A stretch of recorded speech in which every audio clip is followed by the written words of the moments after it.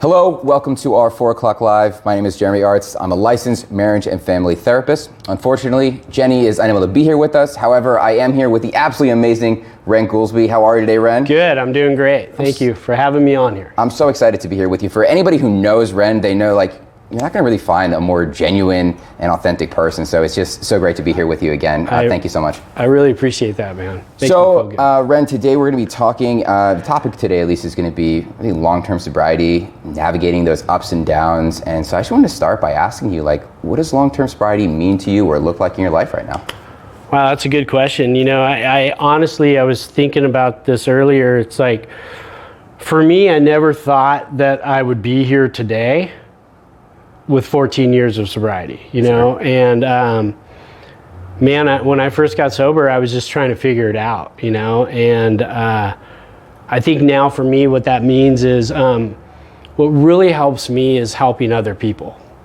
When I'm helping other people, I'm not sitting in my own mind and my own thoughts. And because when I do that, I start to go, oh, I'm not good enough, or, oh, you know what I mean? Like, my life's not where it should be. But when I'm helping other people, I don't ever think about that. And so for me, long-term sobriety has been me helping and giving back. So has it always been that way for you, or is there a particular time that you can remember that kind of shifting? I'm not sure. Yeah, for sure. You know, I was raised by a great mom and dad and a great family that all love me and support me. But somewhere along the lines, I changed, and I was trying to. I always felt like money was the most for me. Like, I needed to make money, and I'll do whatever I can do to get to that point. And so I always. If you're my friend, it's because you had something that I needed that could get me to that next point. So in the first 2 years of my sobriety, doing the 12 steps, and for me, that's not for everybody, but for me, it changed me of thinking like what I needed to do to be just a better version of myself, right? And I think we're all growing and always trying to become a better version. I at least hope so. Mm-hmm. I think I've changed a lot in the 14 years that I've been sober. And now all I strive for is to be a better version of myself. So I'm wondering what those changes are, right? Because again, like I said, when I think about long-term sobriety, I think about navigating those ups and downs, and I guess I'm curious what that looked like for you, really. So in the beginning, I don't know, I didn't have no burning bush, but when I did the 12 steps, my mind changed, and I realized when I started doing for others what I would hope someone would do for me, and people have done for me, I started having many miracles happen in my life. And I didn't try to figure that out. I just went with it. And so for the last 14 years, I'm always trying to help somebody else out. And when I do that, and I don't brag about it, many miracles happen in my life. And what I mean by that is, like, I had a crazy amount of money that I owed the IRS, and never thought I'd be able to take care of it. And little things happened where I was able to take care of it, and the debt got less, and things just started happening for me. And it's been a crazy ride, and I hope that it's never going to stop. All I know is when I help other people, magic happens in my life. So you help other people, magic happens, so where do you think people might miss that, right? Where do people miss this clear message that you have, or this clear idea that you have in your head, and maybe get off course or stay on course? How do they miss it? So what I think happens, I think human beings, right, are selfish beings, and it's always about what we can do to make our lives better. And we get so caught up in that we don't take the time to just help another being. But when we do that, right, more possibilities open up for us. And I can't explain it, I just know it happens for me, and I'm no better than anybody else. So I think if we just loved other people a little bit more, we were being less selfish and tried to help someone else, good things happen in your life. I truly believe that. there ever been one of those moments through the 14 years, again, 14 years, good Lord, like that's a good amount of time to have plenty of ups and downs and questions of whether sobriety is for you, which I think is really normal for people to have, right? Having those moments where you remember that sort of point where it's like, man, like I can either take it, I can either go this way or this way, and I'm wondering what time was that for you, and right. So like my first 2 years, I have to be honest with you, I lost everything, right? And to me, in my eyes, I thought I had a lot of stuff, but it was mostly material stuff, and you could tell the friends around me that I still have them today that are sober with me that. I whined a lot, and I'm like, don't you know who I was and what I did? And they would laugh at me, you know? Yeah. In hindsight, looking back now, when I finally let go and realized that I wasn't going to be able to get to where I needed to be economically, that's when things started happening for me. And I had a choice in 2 years of sobriety, and I'm not saying this for everybody, but I had a choice: either try to keep grinding and getting to a point economically where I felt comfortable, or just let it go and take one step at a time and hope that things happen for me. What was that moment though, Wren? Because I'm watching you and I can like see it, but I can't see it. Like, what was that moment where you were there and like, dang, like I can't do this one anymore. Like was there a particular time? I think honestly, when I was coming up on 2 years sober, I didn't know who I really was yet, like in my own skin, comfortably, and I finally just said to myself, I don't know, it was weird. I just became type 1 diabetic, right? And that was more important to me in my life, was being healthy, right? And before it wasn't that way. I could eat whatever I wanted and I could do whatever I want and had the energy to keep doing the next day and the next day. And when I was in ICU in a hospital, I realized I had to change my life. Yeah. You know? Yeah, or I wasn't going to live very long. And I think that was the pivotal moment for me. I really do. And when I started working on my health, like things started happening, and I didn't care about wanting to make money, you know? So crazy too, because you started off by saying, you know, I choose, by choosing others and by supporting other people, that's how we gain that long-term sobriety that we're really looking for. And yet in this case, really, you chose you. Like you chose your authentic, you know, and the things that whatever the higher, whatever entity, whatever force sort of drives you to continue living, like wanted for you. Yeah. What an amazing and beautiful moment you must have had. Scary, I would imagine, but beautiful. Yeah, because I realized like I have a lot to live for, you know, and being sober and helping others, like it's helped me. Yeah. Still does. Yeah.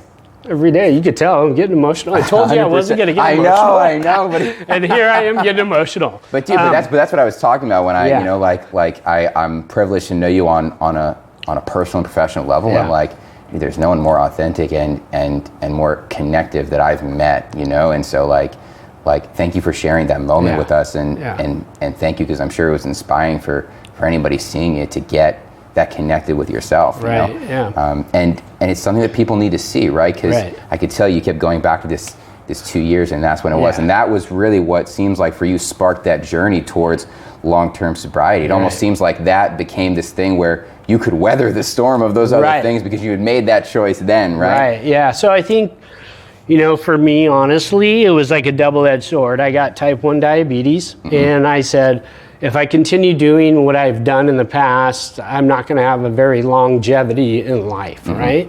So I started trying to get healthier and exercising and eating right, and you know, I still have my vices, and my mom and dad are probably watching, but I still vape, right? And my family knows I do, and I need to try to stop that. You know what I mean? Because I know it's not good for me, but everything else I try to do on a healthy level. But I'm not perfect, and I'm not perfect at all, and I don't try to beat myself up over it. I just try to live better than I did before.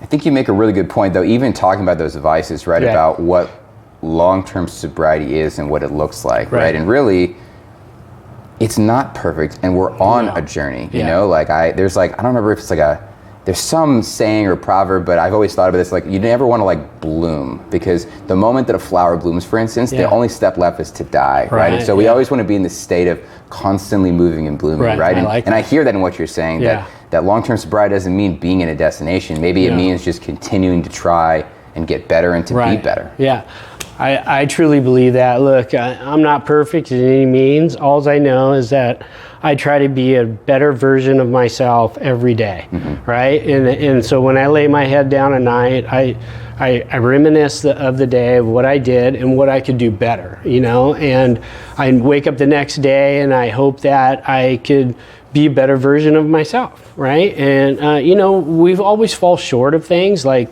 we get angry or we get emotional and we get upset of things. And well, what I try to do is be a better human being.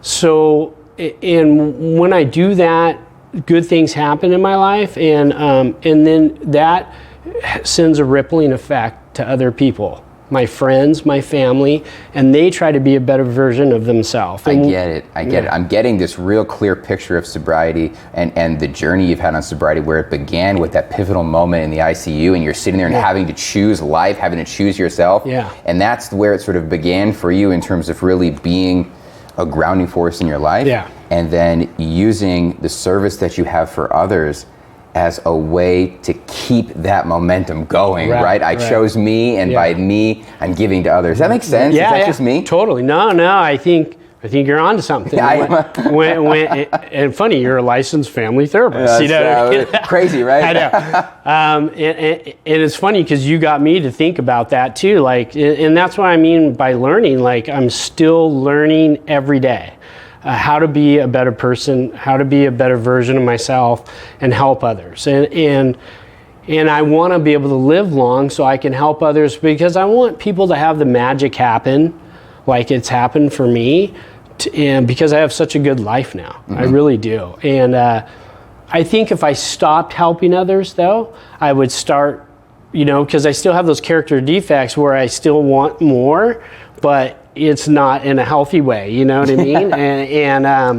And by me helping others, though, I stay on the right path, and I think that's the path that my higher power wants me to stay on, so I can help others find what I have. I know that path is one that I appreciate walking with you, you know, and I think that one thing I really picked up on when you were talking just now is about, you would call them character defects, right? But what I hear in that is a level of acceptance that, like, these things don't necessarily disappear. Like the things that drive us to want to go back to those old ways of coping and living, they don't leave us. We can have them at bay. We can cope with them ourselves, and I really hear a level of acceptance, at least in this moment, let's say, right, of you not beating yourself up because you're not perfect, right? And understanding that you have every capacity in this moment to go back to the person that didn't value themselves or others. If you don't take care of yourself and others, I guess, right? Yeah, absolutely. I think that it's a thing that I have to work on daily, so I don't fall back into those same patterns. Do you have any other tips that you can pull to, like little things in your pocket that 14 years, you got some tricks? You know what? I think honestly, like, you know, if I can stay in the moment, that is the best thing for me. If I start dreading the past, that's a dangerous area for me. And if I start future tripping of what I want to do or need to do, now I have goals, right? Sure. But if I future trip on those goals, it can cause major anxiety in my life and make me trip out. Got it. So I think for anybody watching, and it's easier said than done, it really is, but if you can stay in the moment, or if you start finding yourself thinking about tomorrow or the next day or the next week or the next month, to bring it back in and go, look, I have goals, but this is my goals for today. This is what I'm going to do today, and those goals will help me get into doing the goals tomorrow. And the goals that tomorrow I bring will help me get into next week. But if I start future tripping Oh my God, like how am I going to get to that point of next month that I need to be? Whoa. Just take a breath, like you tell me. Yep. You know what I mean? Take a breath and work on just what you have in front of you today. Got it. It's that, because I hear it's that stress and that anxiety. It's that stress and anxiety that drives us to go back to those more comfortable ways, right? To numb those pains, to take them away, right? That makes perfect sense. I'm curious. So I can imagine right now we have people watching, people who might be having that moment, for you, 2 years, but for some, maybe it's year 4, year 5. Maybe for them, like long-term sobriety actually begins at that 60 days, 90 days, whatever that is. And I can imagine them sitting there right now and going, man, like, I'm at that road, right? I'm at that road where Wren was when he was in that ICU and chose life over. But I'm not, I haven't made that choice for myself. Like, what would you say to that individual if they were watching right now?